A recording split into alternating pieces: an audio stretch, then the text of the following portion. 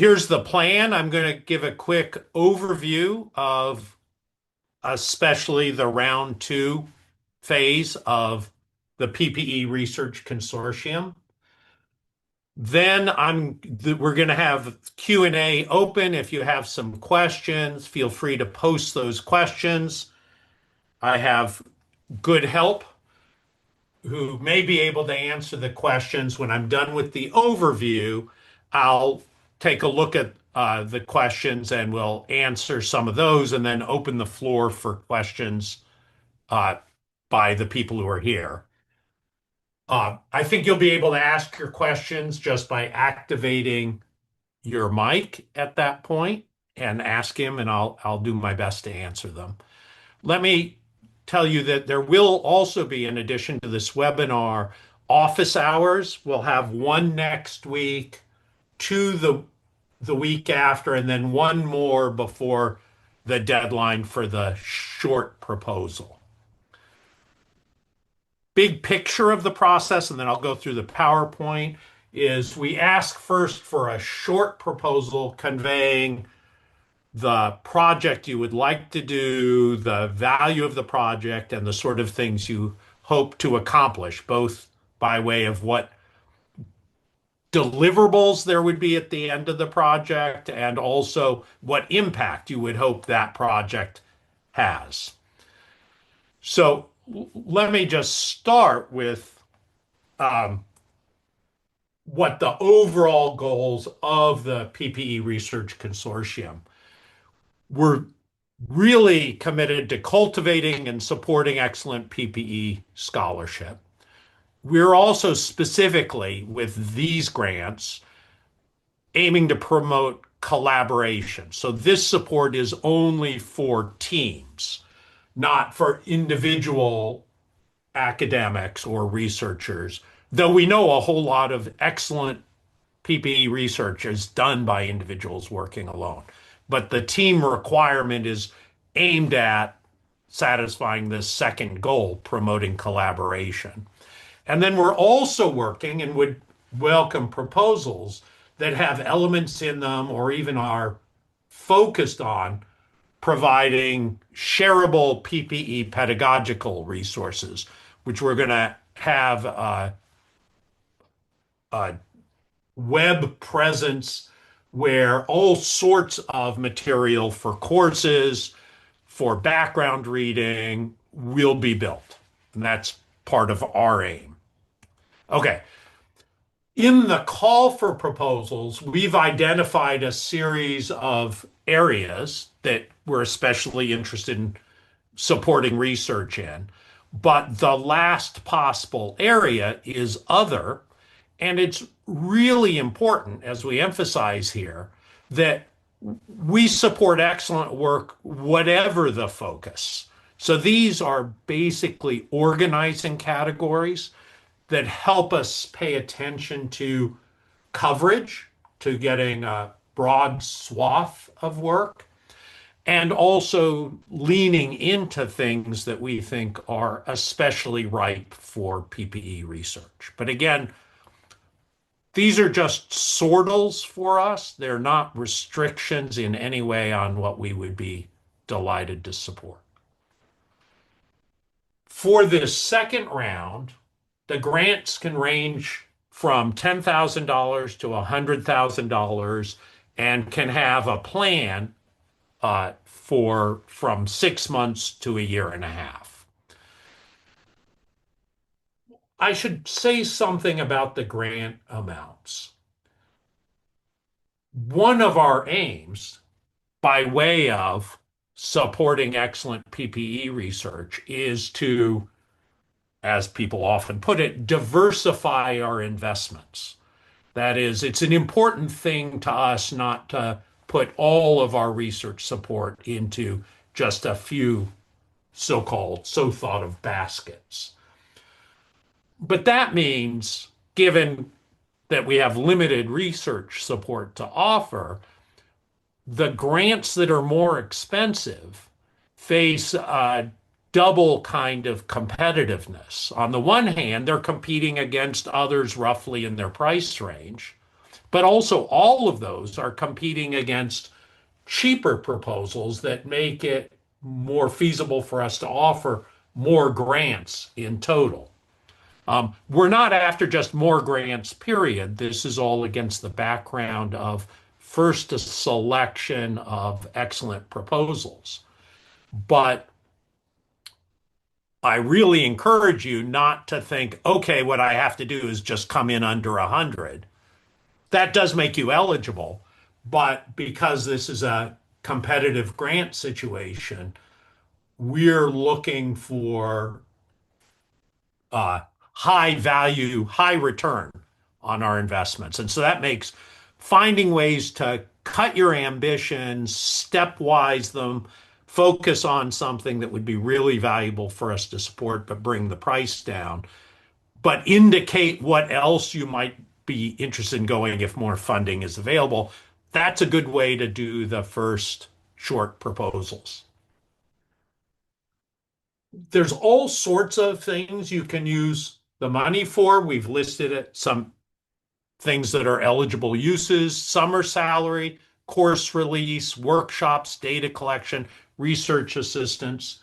But again, with an eye to economizing, recognize that summer salary doesn't have to be for the whole summer if there's not a whole summer's worth of work.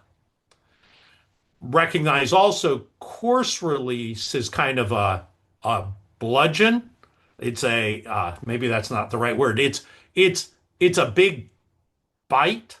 It gets you a lot of time, but then one of the major reviewer questions is, does the project really require all that time, or could it be done funded in some other way that would be less expensive? It can be used for workshops, but I want to mention that workshops themselves are not primarily deliverables. They're incredibly valuable tools for building an intellectual community, for opportunities to improve your research. I'm a firm believer in their intellectual value, and so they're reasonable targets for funding. They're just not themselves a deliverable output. The papers improved thanks to them. That counts. So I just want to mention that difference. And with data collection, that's straightforward, but often very expensive. And with research assistants, one thing you can do is, hire a research assistant full time. Another is, if you're not going to need full-time research assistants, share a research assistant with other people. Same with postdocs. Postdocs are very expensive for a single project in this price range. They basically eat up all the money, more or less, depending on the salaries and benefits. So I just want to mention that as you think about what you might propose. Another thing to mention is overhead is available, so you can put in as part of your proposal, though you don't have to. It often depends on your institution. Up to 15% in overhead. That's 15% of the total ask would go to the institution, the home institution for the grant we'd be offering. And that's to help offset all the infrastructure that in various ways plays a role in making your research possible. Okay, so uh, sorry, just making sure I didn't skip a card here. Brief proposal. We've gone over that. That's the deadline is May 15th. Those then get refereed, and some people are then invited to do a full proposal. That deadline for that proposal is September 15th. And that has a lot more details, a detailed budget, a schedule of when the deliverables will be delivered throughout the project, and of course, a robust justification of the support requested. This probably comes up next, but in case not, Um, Apparently not. The things we're looking for in the stage one proposal are CVs for all the team members. And another thing to mention, though this also can, depending on the setup effect budget, the more team members and especially the more diversified the expertise of the team members, the better from our point of view when we're considering impact on overall collaboration. But in this short proposal, basically a letter, we want to know what the aims of the project are, the anticipated outputs, the PPE fit. So we're not in the business of supporting three people who bring basically the same disciplinary tools to bear on a topic. Part of the aim of this whole funding enterprise is to show the benefit of bringing people using the tools of philosophy, of political science and other social sciences and of economics, the benefits of bringing those together. And there should also be in the short proposal a budget plan. So for the principal investigator, that person must have a PhD or the equivalent and have either a faculty position or at a accredited college or university or a research position at a pre-approved nonprofit research institution. If you're in that second category and you need pre-approval, just write to us before May 15th. There's no obstacle to such people. It's just they they need to get approval from us to be eligible. For each PI, they can only be the PI on one stage two proposal. So you can submit more than one short proposal, but we won't accept two. But if you have two great ideas, either of which you'd be happy to do, we would welcome more than one proposal. It is possible for a person to be a PI of one project and a team member on another project. That's not ruled out. For any proposal that involves human subject work, you'll need to get the funding in the end, an IRB approval from the relevant institution. Also, I just want to make sure this is really clear to people. This is open to international applicants. So people anywhere in the world can apply for these grants.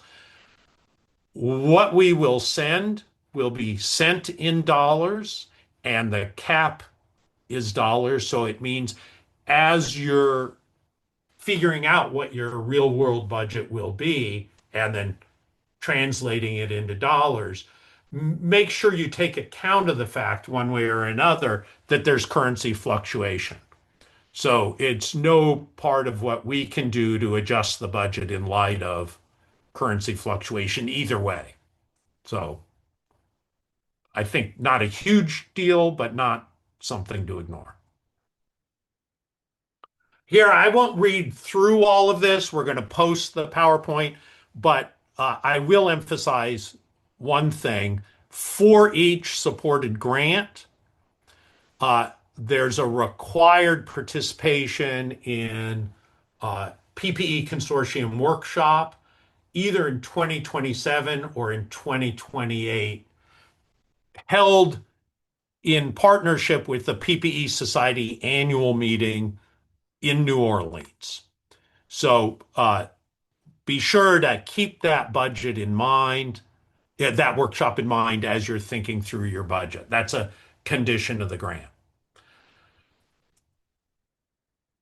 I think everything else on the expectations will be unsurprising. So what we're going to be looking at in reviewing each of the short proposals and then the long proposals are interdisciplinary strength. So we're really looking for an interdisciplinary team. That doesn't mean all three of the namesake disciplines have to be covered. Also, the interdisciplinary strength can be from people who bring associated tools but aren't in departments by these names.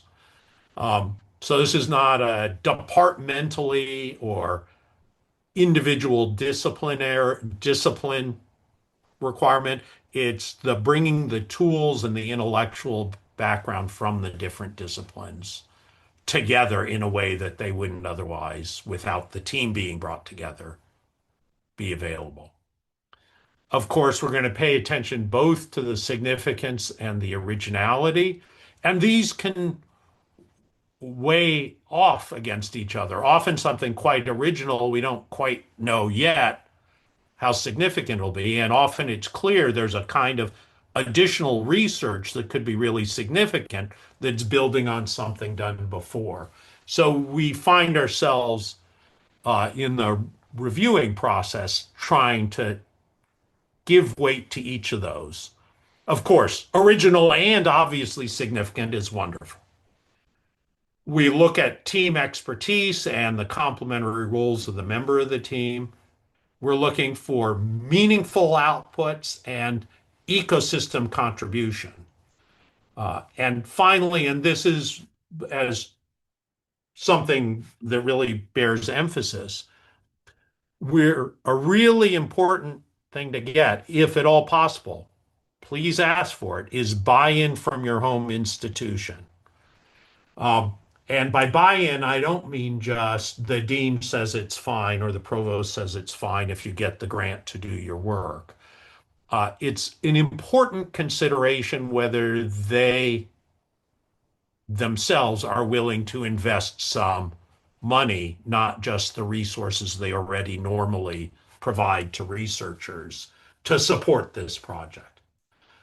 It's not a necessary condition, but it's a very important consideration for us for two reasons. One is that buy-in is a kind of independent measure of their view of the value of this project, given what they know, which may be really a lot or maybe not much.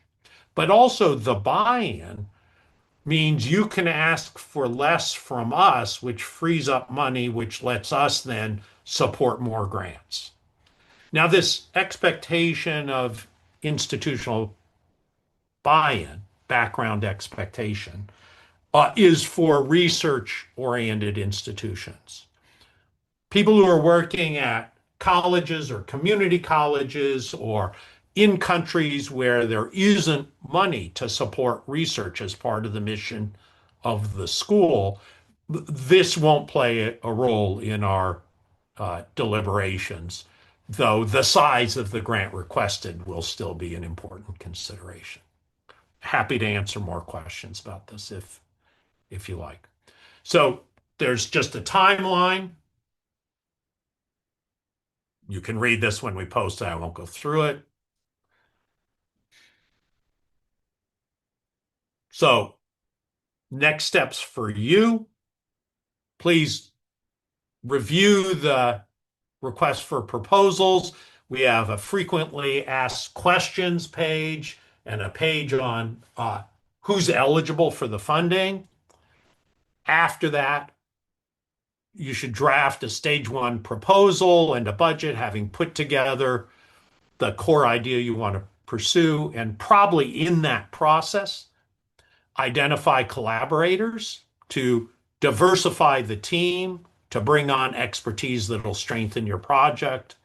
We have a directory on the PPE Society website connected to this consortium of people who are interested in joining a research team.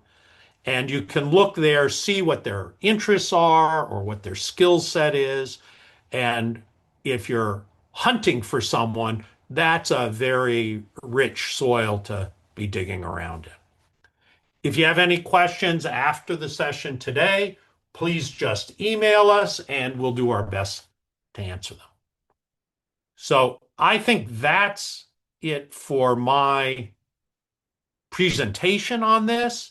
I think Corey and Rebecca, are there some questions that you want to have me answer? Yeah, Geoff, we have one in the Q&A. Can you just go over once more what we're looking for in terms of deliverables? You mentioned one thing not possibly counting as a deliverable, including improving a paper, as an example. Well, no, an unimproved paper is a deliverable. What's not a deliverable is holding a workshop. The value of the workshop is either in and often, and this is important to us, building a community. And if it's designed to do that among people who wouldn't otherwise be part of the community, that building a community is a deliverable. The workshop itself isn't. Also, a deliverable could be, well, I have this draft paper, a lot of feedback, and there's 8 other people working in the same area. We've realized that if we get together in a workshop, we can both work on something together and strengthen our papers. An improved, revised paper, book manuscript, that's a completely deliverable thing. Um, Other things that are important deliverables. So that it's not that workshops don't matter, they matter a lot, but merely having held the workshop is not the thing to emphasize about a workshop. Um, we are looking for reports, uh, papers, edited volumes, pedagogical material. We're not, I should some people have asked about this. We're not in a position to fund the creation of materials, for instance, to start a new PPE program at some specific university. We are in a position as part of building the infrastructure for PPE to collect information from PPE programs about how they built their program, what kind of documents were needed to do it with samples they're willing to share. So the process of shareable, useful material for pedagogical purposes is highly valued as an output by us. Is that enough detail? I think so for now. I have a few more in the Q&A for you. Okay. First one, I'll how, mention, go ahead. let me mention one other thing as an output. Um, Organizing things that bring researchers and practitioners together fruitfully, where you can talk about what the impact has been both ways, that can be a deliverable too, and also is often part of an important story about impact after the fact. Okay, Corey. Okay, first question, how detailed does the budget have to be for the first round?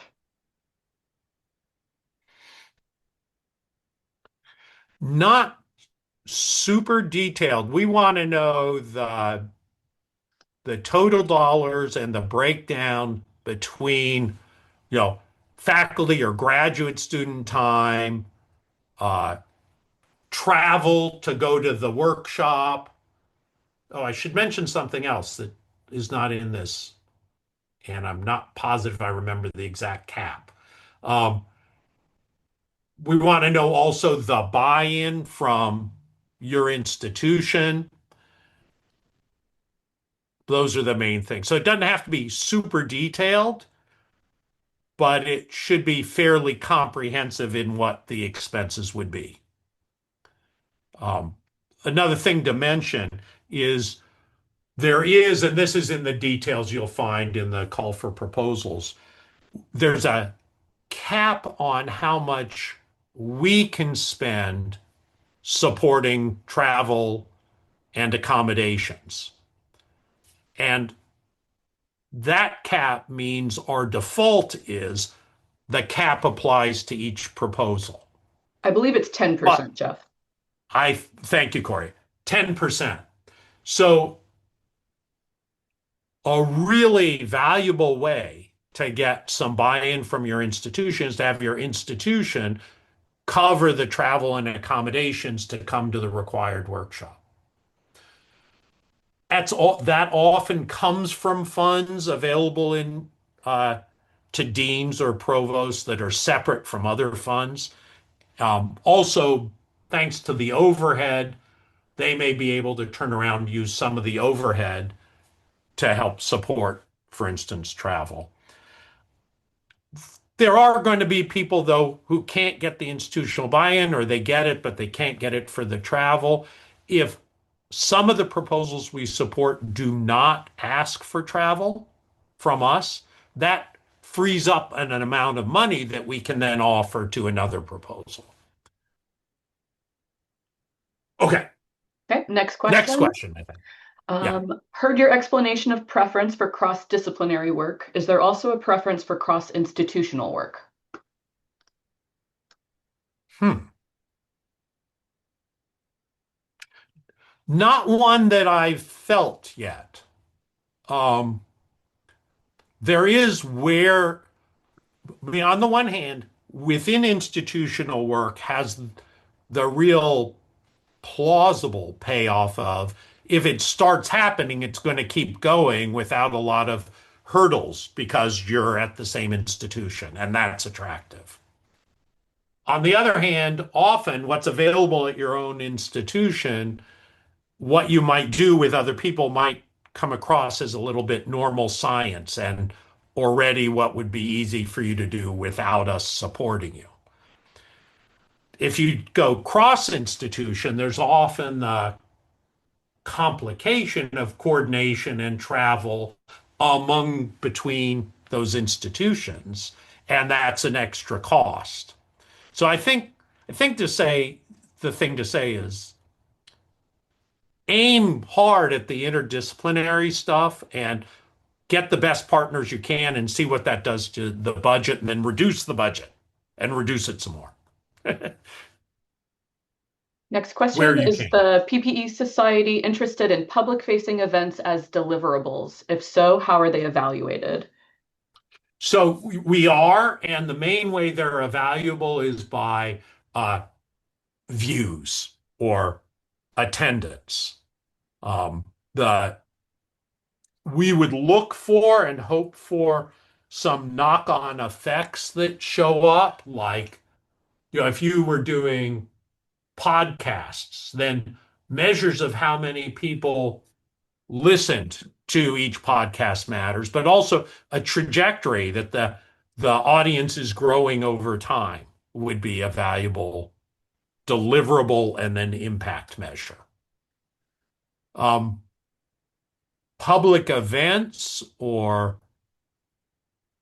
uh, YouTube videos, same kind of metrics are relevant.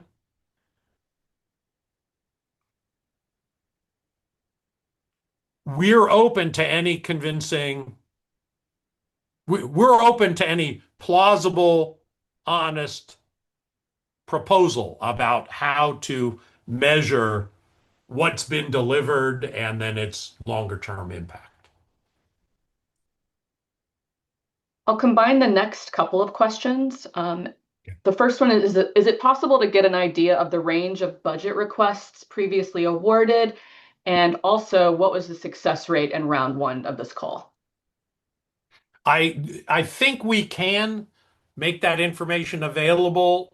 We're still in the process of checking some buy-ins, which will make a difference to the final awards in a few places, and we have some grants that we haven't responded to because if we get a little bit more money, they're the next ones we try to support. Um, I don't, the distribution of the size, I think we'll then be able to make clear and the percentage of all proposals versus second round versus awarded. I think is data we're going to be able to provide once we're done with this phase of the grant. It is worth keeping in mind that the first round and the second round were aimed at projects of different length. So there were more longer, well, there were possible longer projects than there are possible. That's not the right way to phrase that sentence. The projects proposed can be longer for the first round than they can be for the second round. And that pretty much affects how much money would be distributed. So you have to look at sort of the distribution across the former cap of 150K and imagine it capped at 100K. But I think depending on how the final moves happen, there may be more or less pressure for having more smaller grants. It just depends how that sorts out. So don't read too much into the effect of the first round as a predictor for the second. On this topic, do we foresee a significant culling of applications between stage one and stage two, or is stage Yes. one the principal hurdle? Oh, sorry, I answered yes too quickly. Do we Um, foresee a significant culling of applications between stage one and stage two, or is stage one the principal hurdle?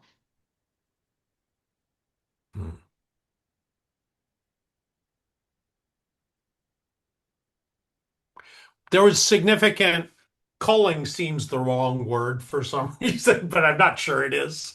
Um, these are highly competitive. So we did not invite everyone or even a large percentage of the people who did a first proposal to do a second proposal. So there's a fair amount of culling there. But also between the full proposal and the last, it was again very competitive. And there were, for instance, a lot of really excellent proposals we just know we can't support. And there's a de facto cap on the high ones because it was just too expensive to do several of them when the expenses measured in the other excellent ones we then couldn't support.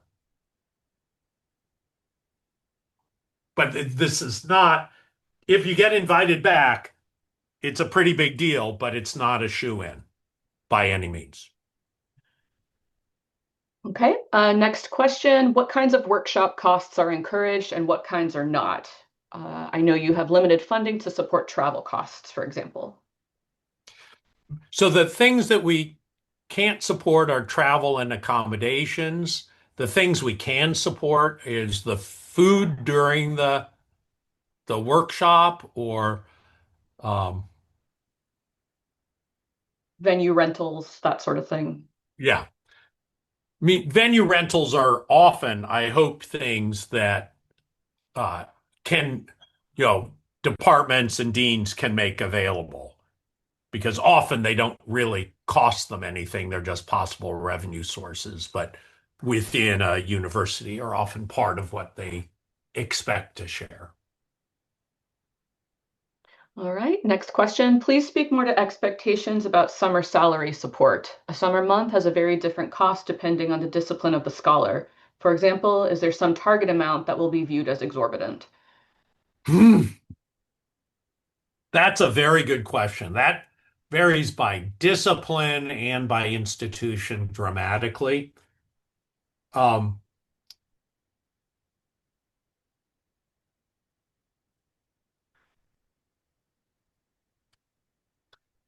One advantage sometimes of there being multiple institutions involved is what you can pay a person at another institution isn't tied to summer quantas and normal summer salaries, all of which include benefits.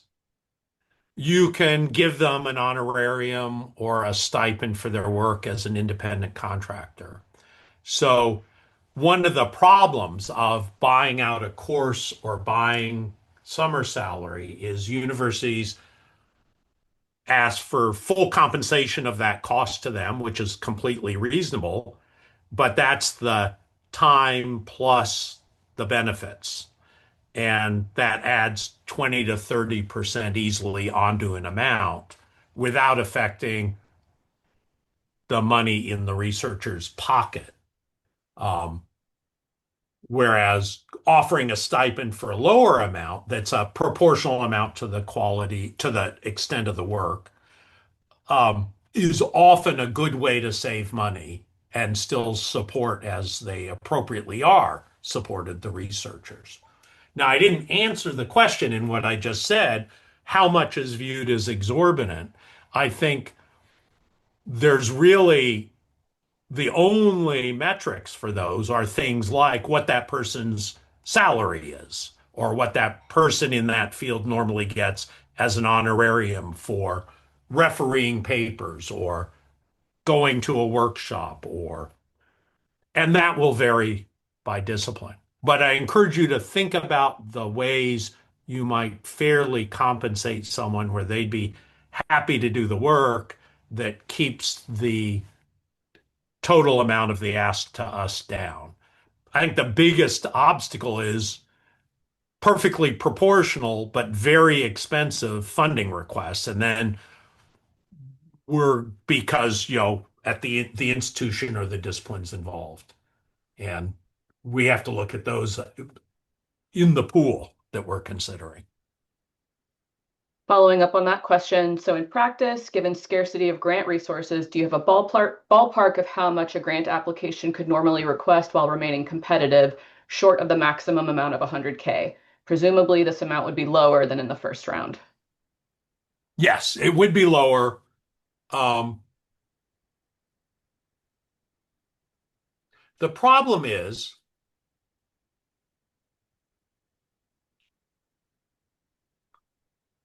we definitely don't want to rule out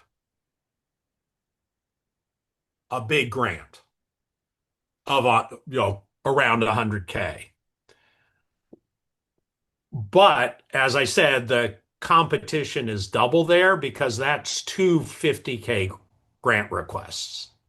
And so maybe let's just pretend double the number of people involved, double the number of topics. Now that's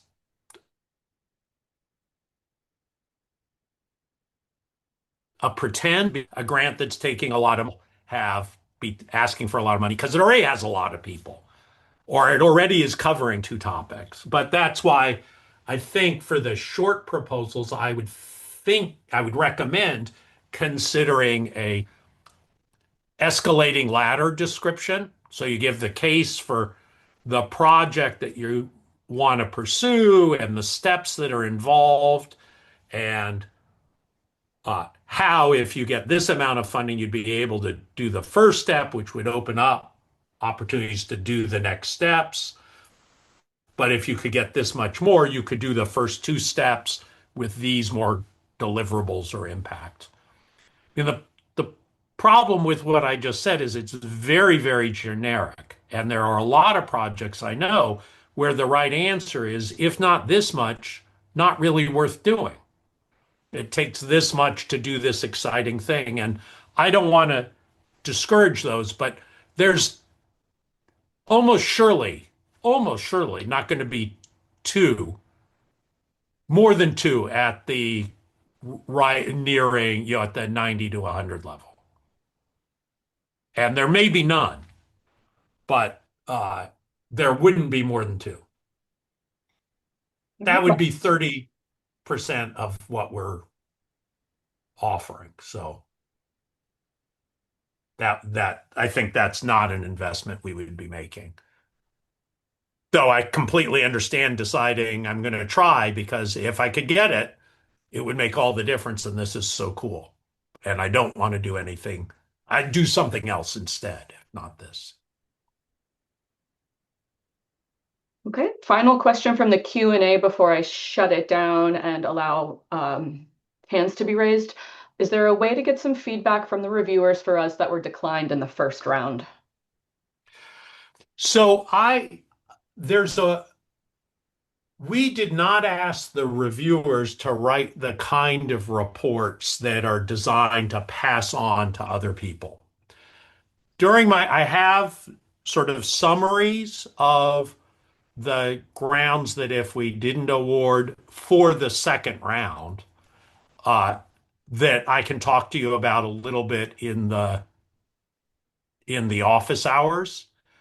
But we're not going to just blanket send out to everybody the feedback because it's not really it's weak points or reservations or suggestions that came about through the process of getting referee reports and other people reading the reports after that.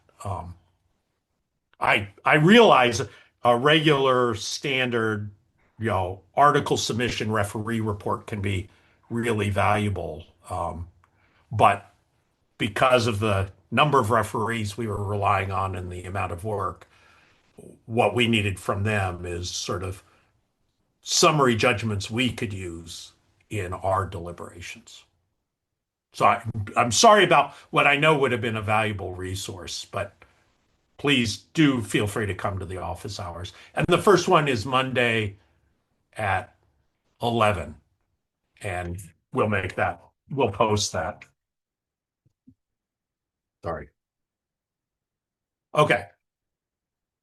Sorry, I cut it off on my phone and it's insisting. Okay. So can I hear participants ask questions, Corey, or how do we do that? They'll raise hands and we'll just take them in order, unmuting their Great. mics. Are there any questions? None yet. I really appreciated the questions that were asked in the Q&A. Those were really very good questions.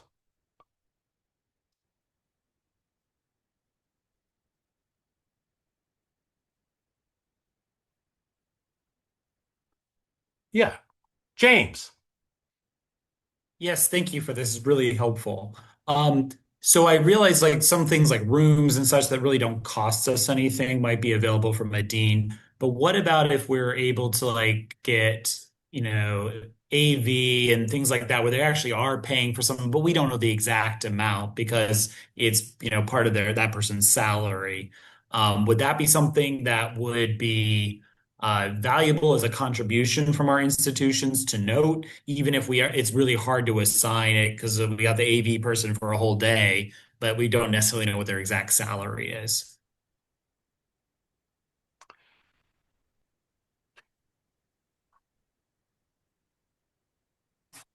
So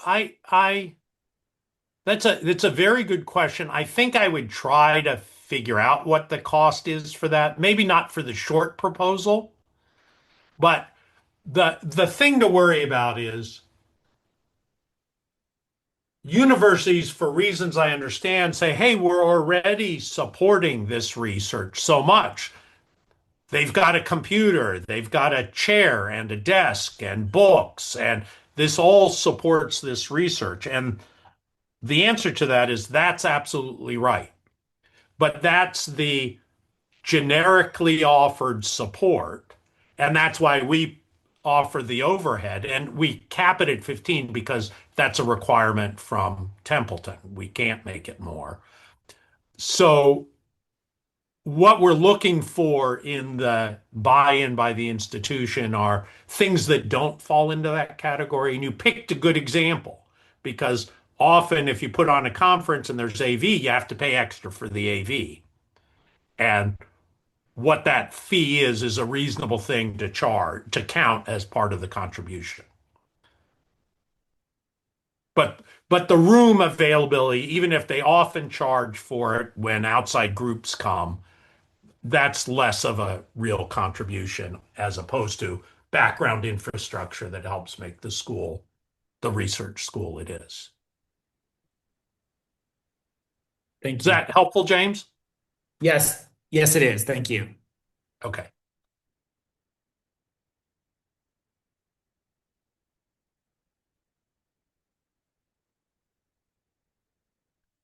I'll make other things that often chairs or deans, if there's a graduate program, have funding for graduate students and they can make a graduate student available to you, paying for them for a semester, and you can definitely count that. Yes, Robert. Yeah, I'm just interested in so like with the cross-disciplinary stuff.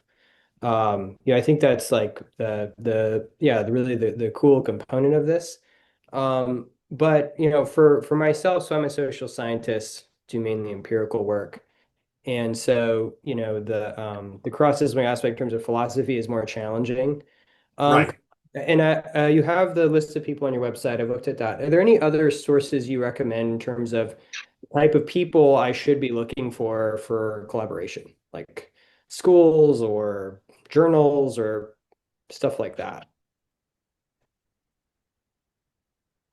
So I think this may actually be helpful, what I'm about to say, but I'm not confident. Okay, Um, sure. have you been to a PPE Society conference? Not yet. I'm actually thinking about coming to next one, but not so far. Yeah. Okay, well, I'm not trying to sell it right now, but the interesting thing about it is we're now in our 10th year of conferences. Each year gets successively more interdisciplinary. Mhm. And our programs, I think I'm right, Corey, our programs are available um, on our website, and browsing the attendees, maybe searching for, I don't know if we have department information or not, or you can look at the program and see areas that coincide with what you're interested in. Mhm. That may even be easy to do with AI, where you take the information off the web and give it to AI and say, please identify all the people with a philosophical background who seem to be interested in X or Y or Z. Right. Yeah, okay. Thank you. That's actually quite helpful. Okay. And we're doing one in London, and the program will be up very soon for that. Over 300 people at that one. So, uh, yeah, Great, thanks. sure, my pleasure.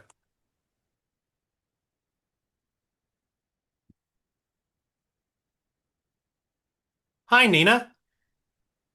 Hey, thanks so much for this overview. I was curious if mentorship of a junior researcher is considered a deliverable, and if it is, what are some outputs attached to that? What a nice question.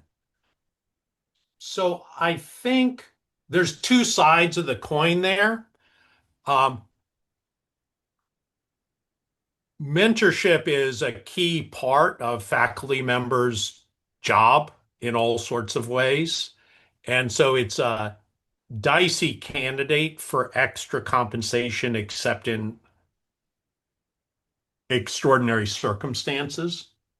And I could imagine cross-institution cases where it might, stepping in for an advisor last minute kind of thing, but that wouldn't be part of a grant. But from the point of view of a deliverable for such a faculty member running something where some of the deliverables are a mentored student's product, that's completely legitimate as outputs. You just have to make the case this is something that without the mentorship and without whatever supports built into the grant for the student, this product wouldn't have been created. We don't want to be, this is not a fellowship support for a graduate student to finish their dissertation, for instance. Would a co-authored paper be eligible? Yes. Great. Thank you. Yeah. One thing that matters a lot to us in a field we see is growing and important to grow is finding ways to include younger scholars. That's one of the reasons we're paying attention to the pedagogical material that can be shared also.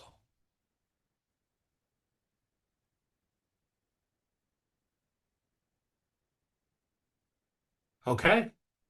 Well, as I said, I'll have office hours Monday starting at 11, and we're going to post three more sets of office hours over the next couple of weeks.